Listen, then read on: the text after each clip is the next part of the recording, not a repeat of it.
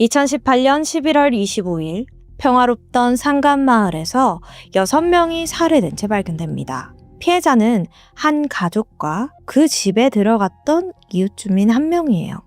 문제는요, 이 현장에는 침입 흔적이 없었고 마을 구조상 외지인이 드나들었다면 바로 눈에 띄는 구조였습니다. 그럼 질문은 하나로 좁혀지겠죠. 범인은 마을 안에 있다. 지금부터 다카치오의 시골집에서 전화 한 통으로 시작된 참극의 밤을 따라가 보겠습니다. 안녕하세요. 토요미스테리를 진행하는 디바달랴입니다. 일본 미야자키현에 위치한 다카치오는 일본 신화의 무대로 알려진 산간 지역입니다.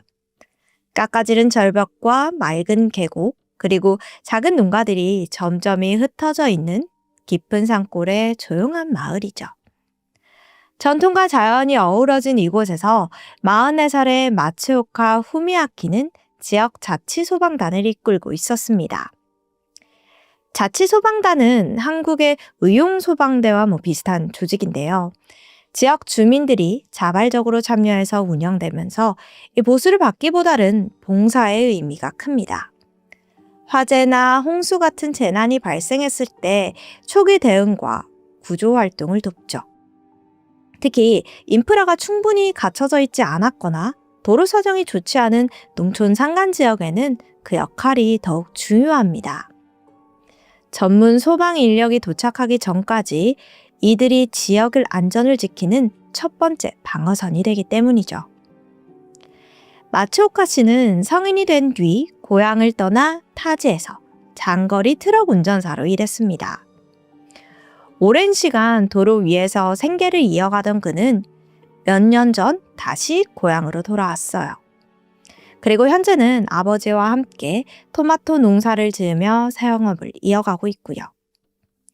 농사일로 바쁜 와중에도 자치소방단 활동에는 누구보다 성실하게 참여했습니다. 후배들 사이에는 신뢰가 두터웠고 선배로서 늘 다정하고 친절했습니다. 반년 전에 결혼해서 이제 막 신혼을 시작한 참이었지만 마을 행사와 봉사활동에도 빠지지 않았고요. 지역 공동체의 일원으로서 책임을 다하고 있었죠. 2018년 11월 25일 오후 3시, 이날 마을에는 작은 송년회가 열렸습니다. 주민들이 하나둘 모여들었고 정겨운 인사와 웃음소리가 마을 회관을 가득 채웠어요. 마츠오카 씨 역시 그 자리에 함께했습니다. 음식을 나누고 술잔을 기울이며 사람들은 하늘을 돌아보는 이야기로 흥을 돋았어요. 시간은 어느새 빠르게 흘러서 저녁 8시. 산간마을의 밤은 찾아왔고 하나둘 불이 꺼지기 시작했습니다. 주민들은 335 집으로 향했죠.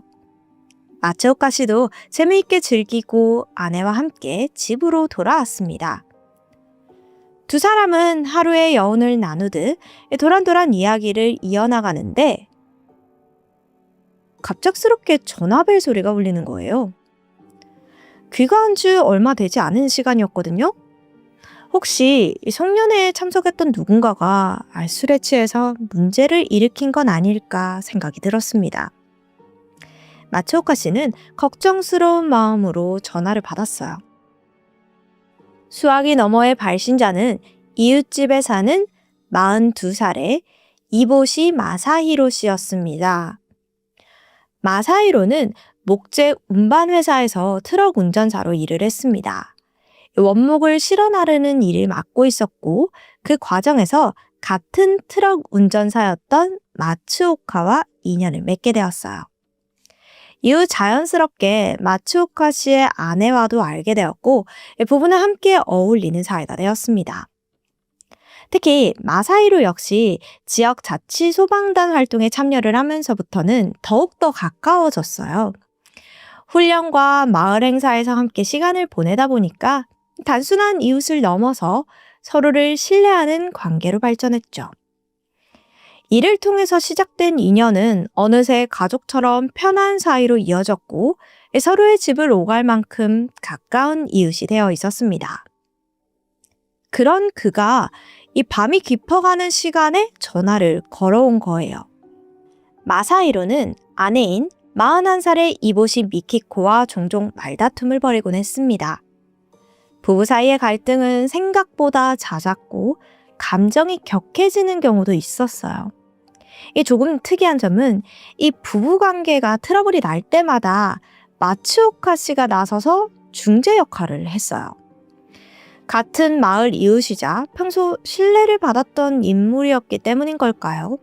이 두 사람도 그의 말을 또 비교적 잘 따르는 편이었습니다. 이 부부관계에 있어서도요. 최근까지만 해도 이 마츠오카 씨는 세 차례나 이보시 부부의 집을 찾았습니다. 이 다툼을 말리고 상황을 정리하기 위해서였죠. 근데 솔직히 말하면 여러 차례 중재에 나서는 일이 사실 좀 번거롭게 느껴질 때도 있었습니다. 하지만 이 마츠오카 씨가 쉽게 발길을 끊지 못하는 데는 이유가 있었어요. 그 집에는 7살 난 딸 이보시 유이가 있었기 때문이었죠. 또한 의붓 오빠인 21살의 이보시 타쿠미는 건축 현장에서 일을 하고 있어서 집을 비우는 일이 많았습니다.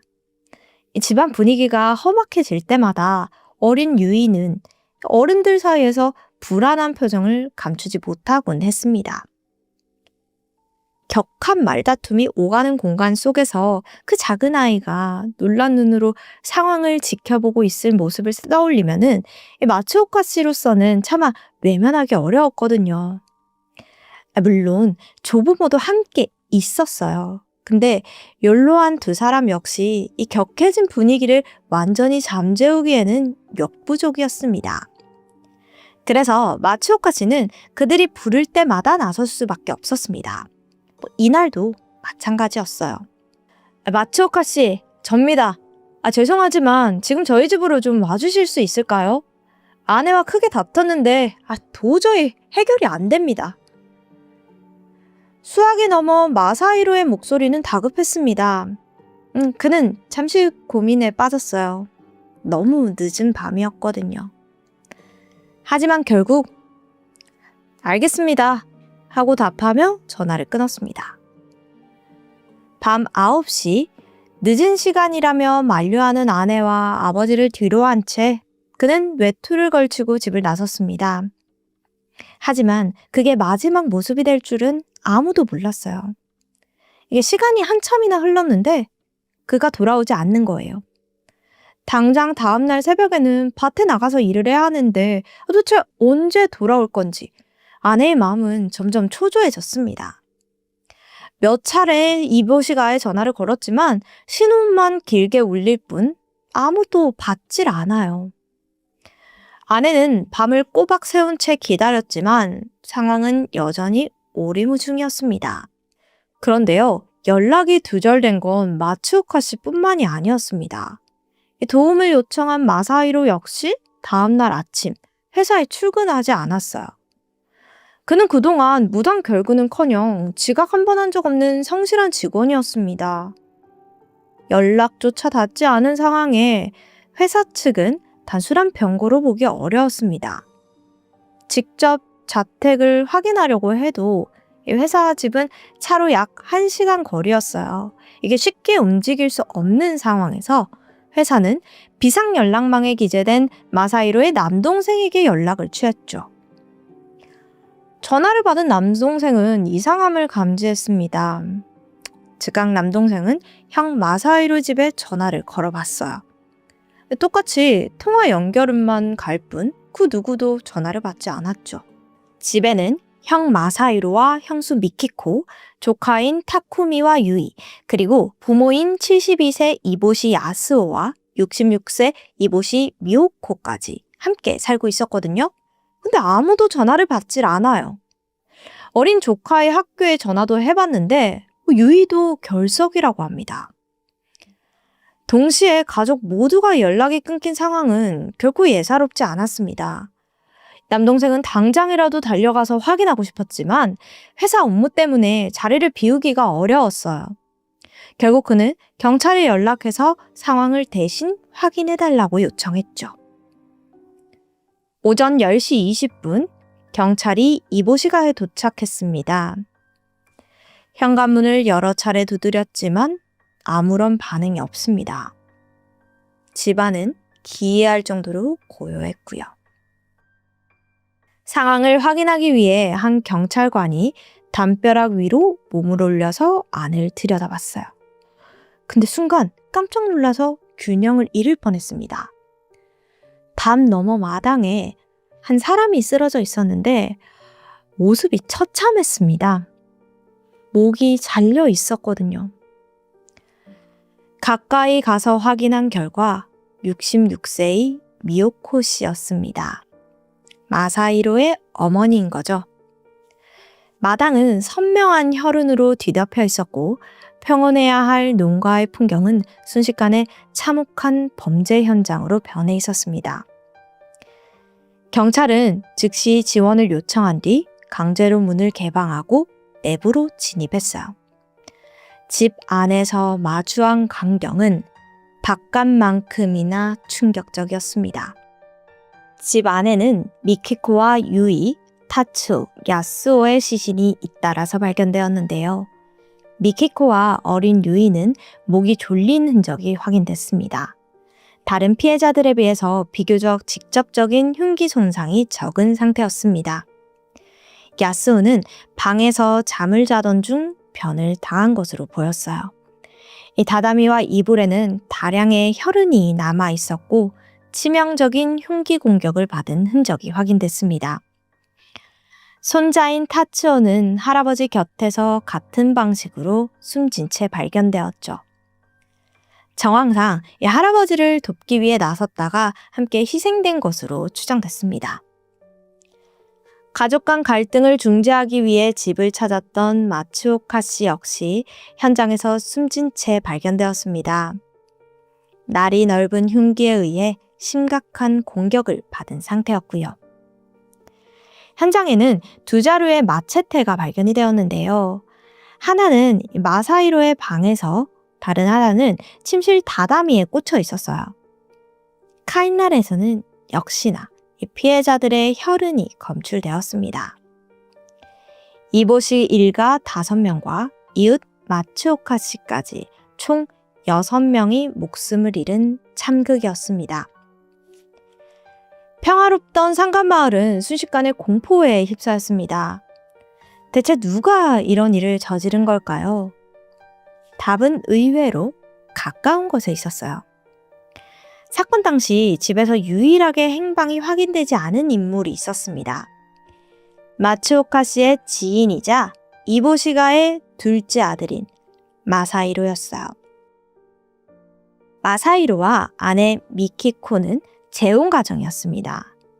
마사히로는 전 아내와의 사이에서 아들 타쿠미를 두었지만 이 결혼 생활은 오래가지 못했어요.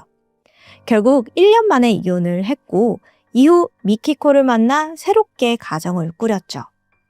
그렇게 두 사람 사이에서 막내딸 유이가 태어났고 겉으로 보기에 이들은 인꼬 부부라 불릴 만큼 사이가 각별했습니다.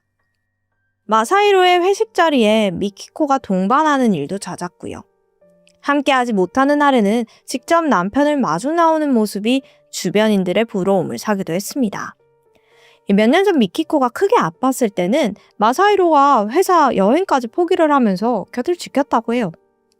정성스럽게 병간호를 하면서 아내를 돌보는 모습에 주변에서는 참으로 가정적인 사람이라는 평가가 따랐습니다. 적어도 이 겉으로 드러난 모습만 놓고 보면 이 가정에 비극이 닥칠 이유는 없어 보였습니다. 아들과의 관계 역시 무난했습니다. 성인이 된 뒤 트럭 운전수로 일을 하면서 장기간 집을 비우며 잠깐 어색해진 적은 있었지만 그것도 이미 오래전 일이었어요. 2년 전 2016년 4월에 발생한 구마모토 지진을 계기로 타츠오는 지역 건축회사에 취직했고 자연스럽게 본가로 들어왔습니다. 마사히로는 돌아온 아들을 따뜻하게 끌어안으며 반겼어요. 아들에게 여자친구가 생기자 동료들에게 자랑할 정도로 아들을 아꼈습니다. 사건 전날인 11월 24일 이보시 부부는 딸 유이와 함께 회사 송년회에 참석했습니다. 1박 2일 일정으로 구마모토의 한 료칸을 방문해 온천을 즐기며 단란한 시간을 보냈죠. 다음날 오후 해산할 때까지 분위기는 평화로웠습니다. 아내는 즐거웠어요. 또 오고 싶어요. 라고 말했고 마사히로는 그런 아내를 따뜻한 눈길로 바라봤죠.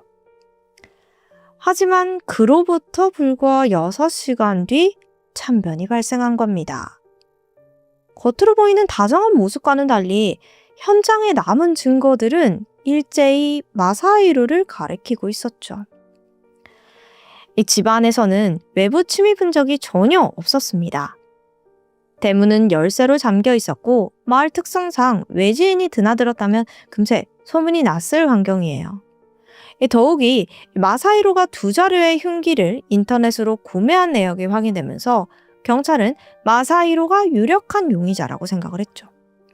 게다가 마체테 손잡이에서는 일관되게 그의 DNA가 검출이 되었고 방 안에 걸려있던 옷에서는 피해자의 혈흔이 발견되었어요. 수사 당국은 범행 후 옷을 갈아입고 도주한 것으로 추정했습니다. 경찰이 도착하기 전 이보시가를 가장 먼저 찾은 사람이 있었습니다. 바로 딸 유이가 다니던 초등학교 교감이었죠. 이 학교는 전교생이 46명에 불과한 작은 학교예요. 2학년 여학생은 단 5명 뿐이고요. 이 중 한 명인 유이가 보이지 않았다는 사실은 금세 눈에 띄었습니다. 담임교사는 아침부터 수차례 연락을 시도했지만 연결이 되지 않았고 결국 오전 9시 교감이 걱정스러운 마음에 직접 집을 방문했습니다. 띵동. 초인종을 누르고 한참을 기다렸지만 아무런 인기척도 없었어요. 문도 굳게 닫혀 있었고요. 이상함을 느끼면서도 그때까지만 해도 그 누구도 참혹한 일을 예상하지 못했습니다. 교감은 결국 발길을 돌려 학교로 돌아왔어요. 이 정황을 종합하면 범행은 마츠오카 씨가 집을 떠난 25일 밤 9시부터 다음날 오전 9시 사이에 발생한 것으로 추정됩니다. 경찰은 이 12시간의 공백을 중심으로 마사히로의 동선을 추적하는 한편 그가 왜 이런 선택을 했는지 범행 동기를 파헤치기 시작했어요. 친구들이 기억하는 마사히로의 모습은 회사에서의 평판과는 사뭇 달랐습니다. 두 사람의 결혼 생활은 처음부터 순탄하지 않았어요. 마사히로는 아내 미키코에게 병적인 집착을 보였습니다. 의붓증에 가까운 수준일 정도였다고 해요. 미키코는 회사 일 외에도 빵 이동 판매 아르바이트를 했습니다. 이게 한국에서는 다소 생소한 직업인데요. 일본의 시골 지역에서는 흔히 볼 수 있는 형태예요. 고정된 매장에서 일하는 대신 트럭이나 밴을 타고 마을과 회사를 돌며 빵을 판매하는 이동식 상점입니다. 금전적으로 조금이라도 보탬이 되기 위해서 바쁘게 살아갔지만 돌아오는 건 남편의 의심뿐이었죠.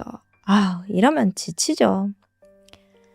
마사히로는 사소한 행동 하나하나에도 의미를 부여하면서 매일같이 트집을 잡았습니다.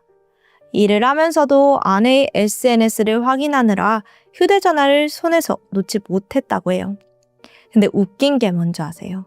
아이러니하게도 불륜을 저지르고 있던 쪽은 미키코가 아니라 마사히로 본인이었습니다. 눈에는 뭐만 보인다는 말이 떠오를 만큼 그의 집착은 자기 자신의 행동을 투영하는 듯 보였죠. 이 사실은 아내뿐만 아니라 그의 부모까지 알고 있었습니다. 그는 친구들에게도 종종 결혼 생활에 대한 불만을 털어놓았다고 해요. 집사람이 바람을 용서 안 해줘. 이미 다 지나간 일인데 쪼잔하게 말이야. 부모님도 말이야. 아들 편을 들어야지 왜 미키코 편을 드냐고? 우리 집 사람들 머리가 다 돈 것 같아. 딸 유이가 초등학교에 입학하면서 두 사람의 관계는 겉으로 보기에는 조금 누그러진 듯 보였습니다. 하지만 그건 폭풍전야에 불과했어요.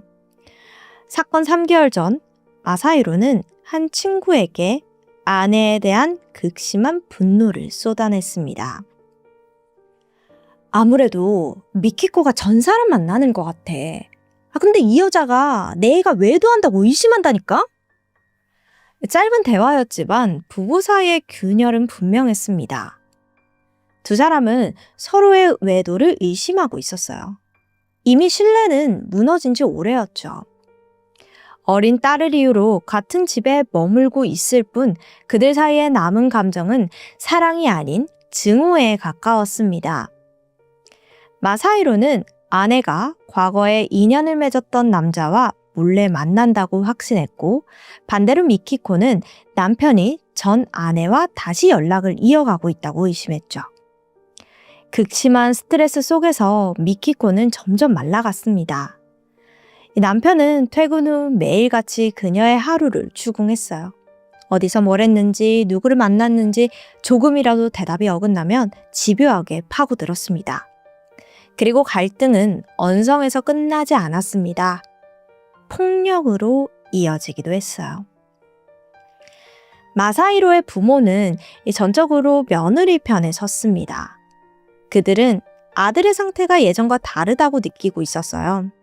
주변 사람들에게도 요즘 정신이 좀 불안정해 보인다. 아무래도 피해망상에 가까운 것 같다고 말해왔습니다.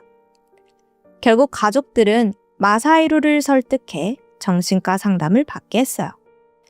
실제로 그는 피해망상과 관련된 상담을 받았었습니다. 하지만 일회성 진료에 불과했어요. 이 지속적인 치료로 이어지지 않았고 상황은 달라지지 않았죠. 오히려 마사히로는 자신을 환자 취급한다면서 가족들에게 분노를 쌓아갔습니다. 그리고 점점 그는 가족마저 자신을 이해하지 못한다고 생각하게 돼요. 하지만 정신 상태가 불안정했다는 사실만으로 아이들과 지인을 살해했다고 확신하기는 어렵습니다. 범행 방식 또한 쉽게 납득하기 힘들 정도로 극단적이었습니다. 아내 미키코는 이 목이 졸린 상태로 발견이 되었지만 큰아들과 부모님 그리고 지인은 흉기에 의해 공격을 받았습니다.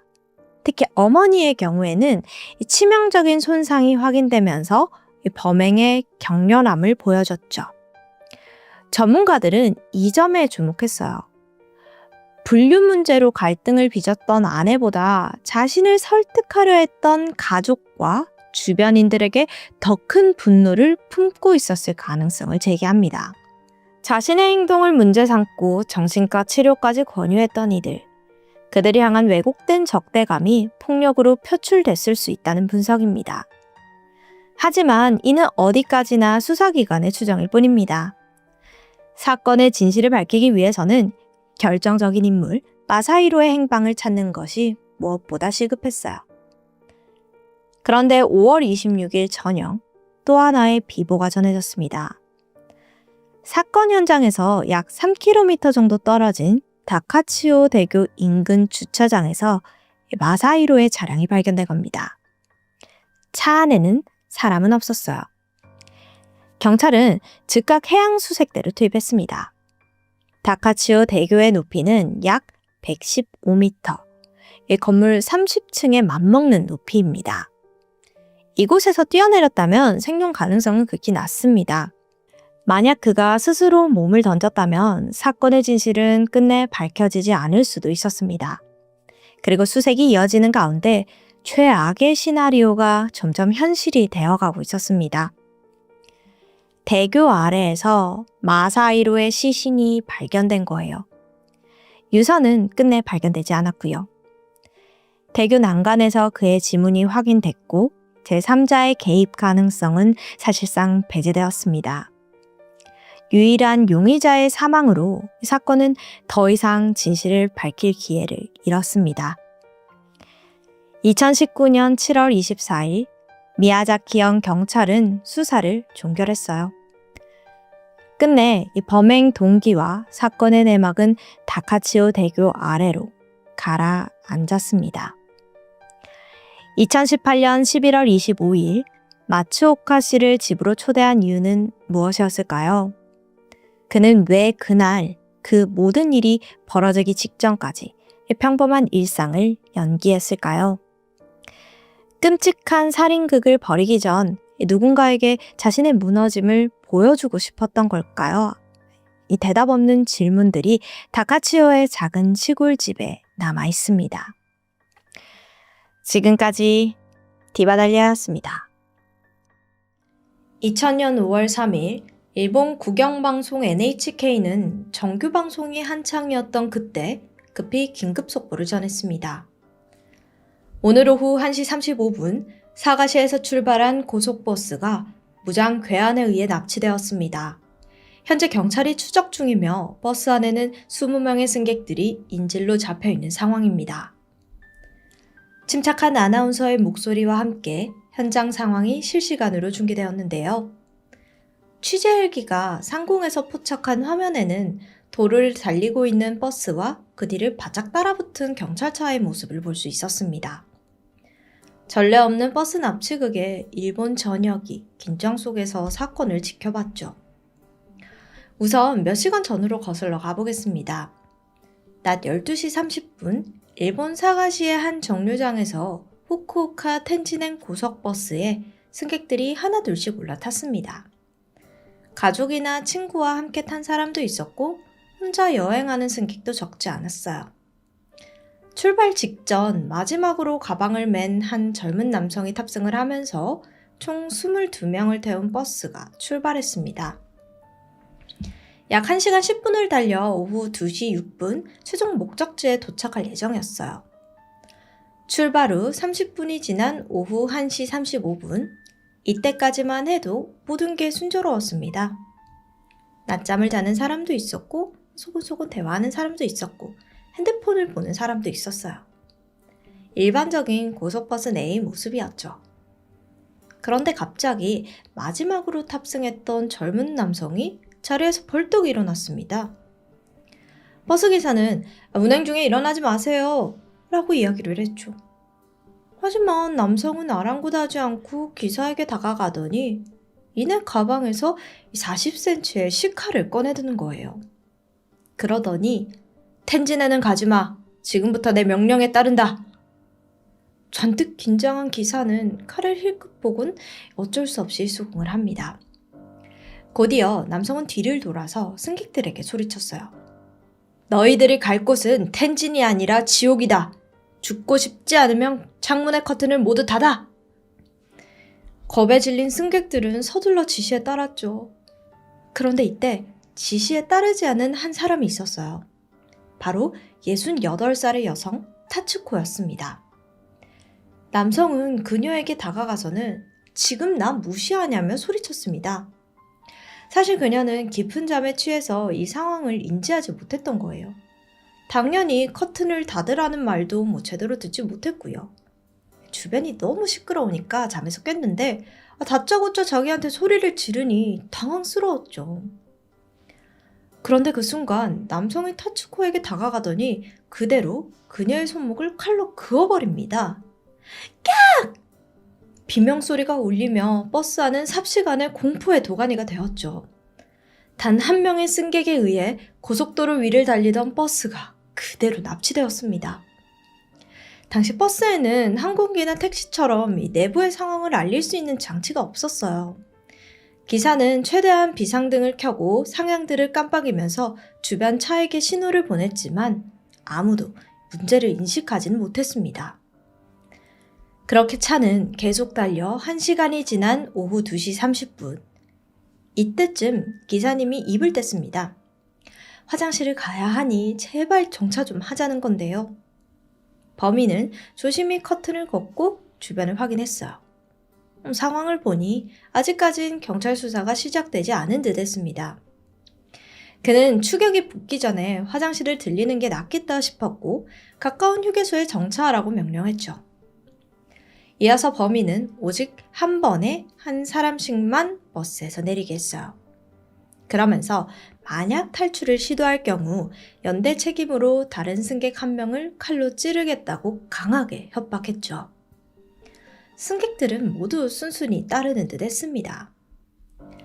가장 먼저 버스 기사님이 화장실을 다녀왔고 다음으로 강아지를 안고 있던 여성 A씨가 버스에서 내렸습니다. 근데 20분이 지나도 그녀가 돌아오질 않는 거예요. 탈출한 거죠. 범인은 이에 격분하면서 또 다른 여성 B씨를 지목했습니다. 한 번 더 문제 생기면 네가 죽어. 승객들 똑바로 감시해. 울며 겨자 먹기로 버스는 출발했고 승객들은 언제 죽을지 모른다는 공포에 휩싸였습니다.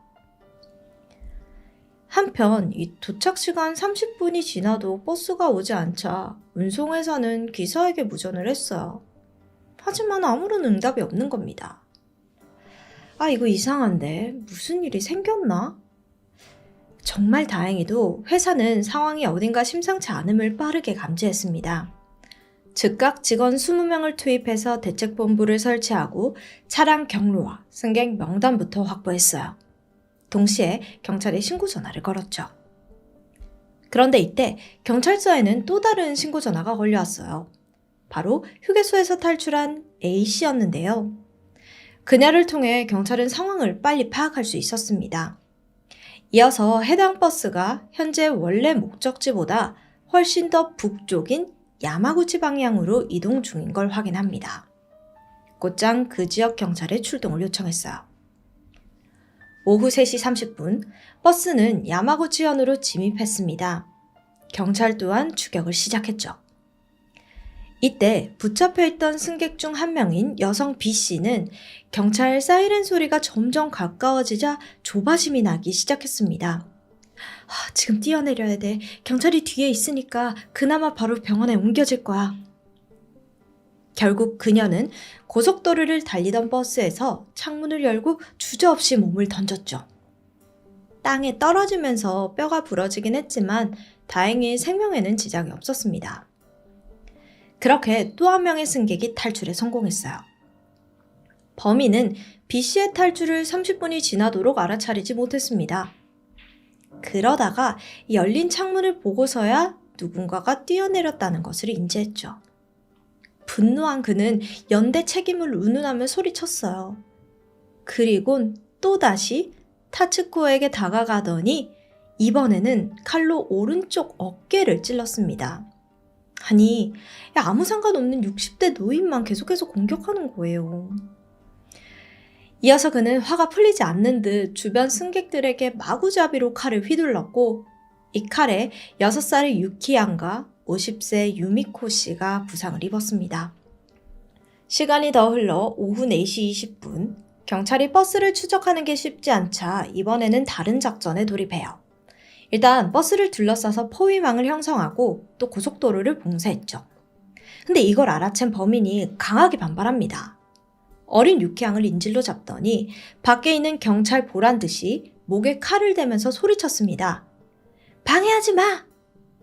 지금 어린 아이가 인질로 잡혀 있잖아요. 경찰도 일단 물러설 수밖에 없었어요. 그러자 범인은 기사에게 지시했습니다. 경찰 저지선을 들이받고 돌파하라고요.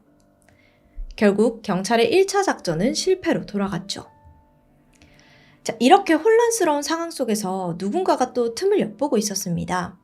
한 남성 승객이었는데 범인과 경찰이 대치하는 상황에서 신속히 창문 밖으로 뛰어내렸어요. 잇따른 탈출 시도에 범인은 격분했는데 그 분노를 또 타츠코에게 풉니다. 손목과 어깨에 이어서 이번에는 가슴을 찔러요. 몇 번의 공격을 당한 그녀는 결국 숨이 끊어지고 말았습니다. 현재 사망자와 부상자가 점점 늘어나고 있는 위급한 상황입니다. 이때 범인은 문득 불안함이 들었는데요. 왜냐하면 가만히 세어보니까 19명의 인질들 중에서 꽤나 체격이 좋은 4명의 남성 승객이 있더라고요. 만약에 이들이 합심해서 나에게 달려든다면 승산이 없습니다. 그래서 그는 기사에게 저기 저 터널 안에서 잠깐 멈춰봐 이렇게 시켜요. 어둠을 틈타서 남성 승객들을 풀어주려는 거죠. 반면 여성 승객들은 도망치지 못하도록 어린 유키양을 인질로 삼았습니다. 서둘러 경찰들이 터널 출구에 바리케이트를 쳤지만 이번에도 아이가 잡혀 있어서 어떻게 손을 쓸 수가 없었어요. 한편 수사대는 범인의 정체를 추적했습니다. 승객 명단과 탈출자들의 증언을 통해서 밝혀낸 범인은 17살의 타니구치 세이치였어요. 나이도 어려요. 경찰은 그를 막기 위해서는 범인의 가족들의 힘이 필요하다고 판단했고 곧장 연락을 취해서 범인의 행로에 있는 코다니 휴게소로 와달라고 요청했습니다. 그동안 경찰은 포위망을 좁혔고 버스가 그 휴게소에 정차하도록 유도했죠. 얼마 후 경찰의 작전이 먹히는 듯 했습니다. 범인이 드디어 코다니 휴게소에 차를 세우게 된 거예요. 그리고 거기에는 그의 가족들이 경찰과 함께 세이치를 기다리고 있었죠. 부모는 간절히 아들을 설득했어요. 지금이라도 인질 풀어주고 반성하면 경찰분들이 너 잘 봐주실 거야. 그런데 이 세이치가 쉽사리 말을 듣지 않아요. 결국 협상은 무려 12시간 동안 지속되었고 다음날 4일 새벽 5시까지 이어졌습니다. 오랜 설득에도 그는 눈 깜빡하지 않았습니다. 줄곧 유키항 옆을 떠나지 않았죠. 그런데 새벽 5시 이쯤 되니 이세이치도 신체적, 정신적으로 지쳐가고 있었습니다. 그가 방심한 순간 사이를 놓치지 않고 곧장 특수부대가 움직였습니다. 잠복하고 있던 15명의 특수부대원들이 한 번에 버스 유리창을 깨고 성광탄을 투척했습니다. 세이치는 강렬한 빛과 폭음에 순간적으로 시야를 잃었습니다. 우왕좌왕하던 그를 경찰이 빠르게 제압하는 데 성공했고 그렇게 납치 16시간 만에 상황은 종료될 수 있었어요. 그럼 대체 세이치는 왜 버스를 납치하고 살인까지 저지른 건가? 알아보니 그의 범행 동기는 생각보다 황당했습니다. 부모와 사회에 대한 복수심이었어요. 중학생이었던 시절 그는 성적이 우수했지만 주의가 산만한 학생이었습니다. 이런 그의 모습은 소위 일진이라 불리는 아이들의 표적이 된 거예요. 중학교 3학년 내내 집단 따돌림을 당하면서 부모는 학교폭력 문제를 상담하려고 했죠. 하지만 학교 측은 이 사실 자체를 부정하면서 소통을 거부했습니다. 남자아이들이 이 나이 때 조금 노는 게 험해서 그렇지 왕따 아닙니다 하면서요. 부모도 이런 상황이 답답했지만 어떻게 이 상황을 대처해야 할지 서툴렀습니다. 그럴수록 세이치는 공부에 더욱더 집착했어요. 공부만이 이 상황을 벗어날 방법이라고 믿었거든요. 그러던 어느 날 일진들이 또 오더니 이 높은 곳에서 뛰어내리라고 부추긴 거예요. 너 못 뛰어내리지? 멍청이, 겁쟁이 이러면서요. 결국 억지로 세이치가 밀려 떨어지면서 전치 2개월의 부상을 입기도 했습니다. 그는 입원을 했고 현실을 잊으려는 듯 공부에 매진합니다. 또 잘하니까 성취감도 있고요. 근데 결국에는 자신이 원하는 학교에 가질 못합니다. 큰 좌절과 굴욕감을 느꼈죠. 그래도 학교가 바뀌면 상황이 나아지리라 기대했지만 세이치의 성격 때문인지 여기서도 집단 따돌림의 조짐이 보였고 결국 얼마 후 그는 자퇴를 했습니다. 그는 고등학교를 떠난 후 완전히 사회와 단절되었습니다. 겉으로는 검정고시를 준비하겠다고 말을 했지만 실상은 온종일 컴퓨터에 빠져 살았어요. 그는 매일같이 투첸에 접속했죠. 여기서 투첸은 인터넷 커뮤니티 사이트입니다. 지금은 5채널이라고 이름이 바뀌었던데 어쨌든 이 사이트의 특징이 익명성이에요. 한국어로 비교하면 디스인사이드랑 비슷한데요. 그러다 보니 자기가 쓰고 싶은 대로 악플, 사회 불만을 써도 누군지 알 수가 없습니다. 그렇게 세이치는 투첸에서 악명이 높아집니다. 앞뒤가 맞지 않은 게시물에 이상한 소리를 자꾸 하니까 거의 정신 이상자로 취급받았죠. 사건 2달 전인 3월, 세이치는 자신의 스트레스를 가족에게 폭행으로 풀었습니다. 특히 여동생을 향한 학대는 심각한 수준이었어요. 매일같이 집안에서는 동생의 비명소리가 들렸고 부모는 폭력적으로 변해가는 아들의 모습에 두려움을 느꼈습니다. 그래서 부모님은 회의를 했어요. 아들을 좀 바꿔보겠다고요. 아버지는 아들과 대화를 하기 위해 드라이브를 나갔습니다. 그 사이 어머니는 아들의 방을 청소했고요. 그런데 책상 서랍에서 각종 흉기가 쏟아져 나오는 거예요. 40cm의 식칼, 잭나이프, 스턴건, 최루 스프레이까지. 게다가 그의 일기장에는 중학교를 습격할 계획이 적혀 있었는데요. 교실 돌아다니면서 살인 저지르고 경찰과 대치하면 투신 자살하겠다고요. 하지만 이 계획에는 치명적인 모순이 있습니다. 그를 괴롭힌 동급생들은 이미 고등학교에 진학했고 지금 중학생들은 전혀 관련 없는 후배들일 뿐이에요. 일기장을 보고 놀란 어머니는 경찰과 여러 정신병원에 도움을 요청했죠. 하지만 돌아오는 대답은 사고가 발생한 것도 아니잖아요.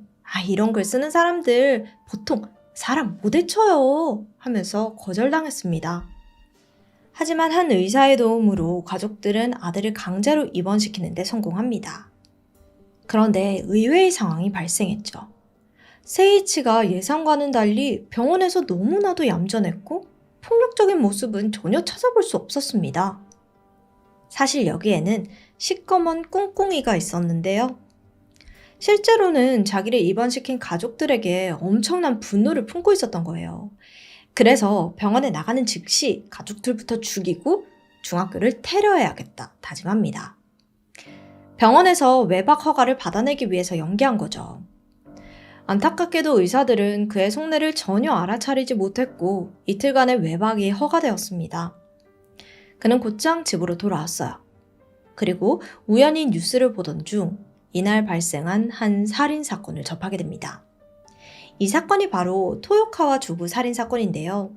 아스파구 증후군이 있는 17살 고등학생이 남의 집에 무단 침입해서 주부를 잔인하게 살해한 사건입니다.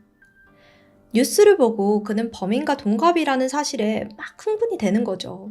살인법 너무 멋지다면서 나도 얼른 나의 계획을 실행해야겠다 생각했습니다. 그런데 동시에 시간이 조금 부족하다고 느꼈는지 이날은 범행을 저지르지 않고 일단 어머니가 숨겨둔 흉기만 찾아요. 그리고 다음날 아무 일도 없다는 듯 병원으로 돌아가서 추가 외박을 요청했죠. 허가는 쉽게 떨어졌습니다. 사건 당일 5월 3일 세이치는 다시 집으로 돌아왔습니다.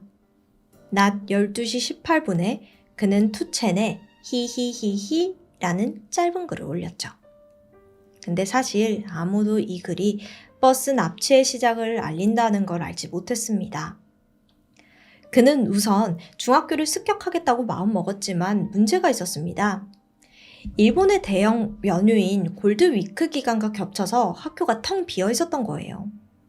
그에게 시간은 얼마 남지 않은 상황에서 그는 결국 즉흥적으로 범행 대상을 변경하면서 고속버스 납치 사건이 벌어지게 된 겁니다. 그날 안에는 1명이 사망하고 2명의 승객이 부상을 입었습니다. 뿐만 아니라 승객들은 심각한 정신적인 트라우마를 겪게 되었죠. 그런데 좀 이상한 점이 원래 가족들부터 죽이려고 했던 세이치는 무슨 이유에서인지 가족들은 건드리지 않았습니다. 어쨌든 그는 긴긴 대치 끝에 결국 체포되었습니다. 이어 검찰은 그가 소년범이라 할지라도 사건에 대한 명확한 책임 능력이 있다며 중형을 주장했어요. 반면 재판이 시작되자 변호사 측은 그가 해리성 인격장애와 행동장애를 앓고 있다고 주장하며 그를 변호했습니다. 실제로 검진 결과 정신질환이 확인되긴 했어요. 이에 따라 법원은 의료 선언원 송치를 결정하며 5년 4개월의 갱생 프로그램 이수를 명령했죠. 안타깝게도 소년범이라는 이유로 세이치의 재판 과정과 이후 근황은 상세히 알려진 게 없는데 현재 알려진 바에 따르면 2006년 3월 그는 소년원에서 정식으로 퇴원해서 사회생활을 시작했다고 합니다. 개명을 했다는 소문도 있지만 정확한 사실 여부는 확인되지 않았습니다. 한편 그의 부모는 아들이 입힌 피해를 보상하기 위해 집을 팔고 하루 종일 일을 해서 마련한 돈으로 수년간 피해자들에게 보상금을 지불해야 했죠. 이 사건은 일본에서 최초로 사망자가 발생한 버스 납치 사건입니다. 당시 가장 큰 화두로 떠오른 건 버스 내의 위험을 알릴 수 있는 장치가 없었다는 건데요. 이 사건을 계기로 일본의 버스사들은 납치 사건 대응 매뉴얼을 확충했습니다. 특히 사건이 발생한 버스 회사는 매년 대처 훈련을 실시하고 있죠. 또한 자체적인 대비책으로 사건 발생 시 경찰 헬기에서 쉽게 식별할 수 있도록 지붕에 차 번호를 새겼다고 합니다. 실제로 이 조치 덕분에 2004년에 발생한 또 다른 납치 사건은 30분 만에 해결될 수 있었어요.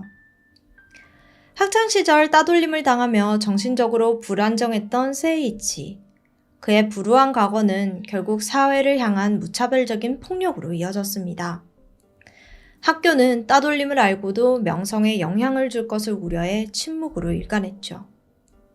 또한 세이이치의 가족들은 테러 계획을 정신병원에 알렸지만 병원 측 대응 역시 다소 안일했습니다.